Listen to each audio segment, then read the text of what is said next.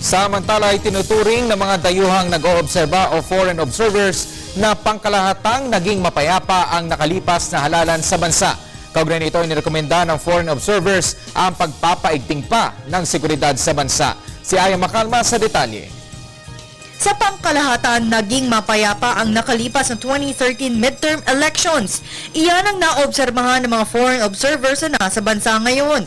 Sa 10 araw na pag-oobserba ng Compact for Peaceful and Democratic Elections International Observers Mission o Compact IOM.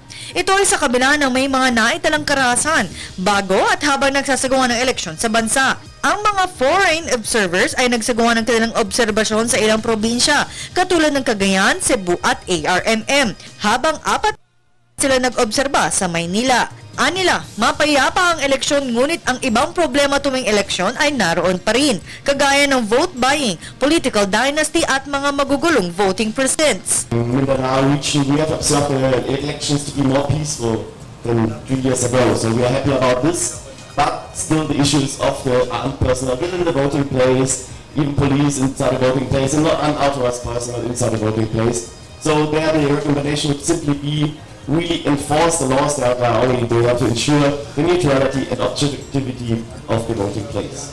Kaya naman nirekomenda ng grupo na dapat paigtingin ng pulisya at militar ang kanilang kooperasyon upang mapanatili ang kapayapaan sa buong bansa. In regards to election-related violence, we noted that in contrast to 2007 and 2010 election cycles, we observed a decrease in election-related violence.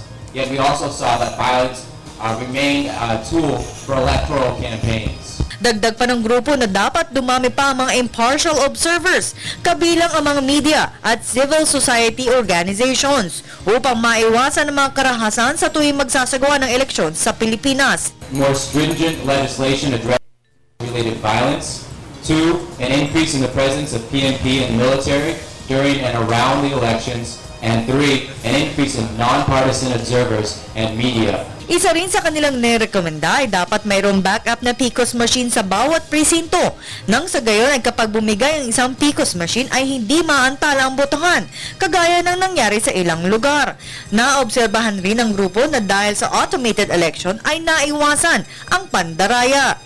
Our recommendation on this issue would be to have at least one spare PCOS machine or replacement machine at each voting place, and also replace ballot to collect the ballots in the case the PCOS machine is not working. Sa huli ay kanilang kinunomendahan ng bawat grupo na naging bayani sa mismong araw ng eleksyon sa kabila ng maraming problemang dinadanas ang mga guro sa tuwing eleksyon. Maging ang mga botante na may mga kapansanan at hindi alintana ang hirap na kanilang dadanasin, makarating lang sa presinto upang gawin ang kanilang mandatong bumoto.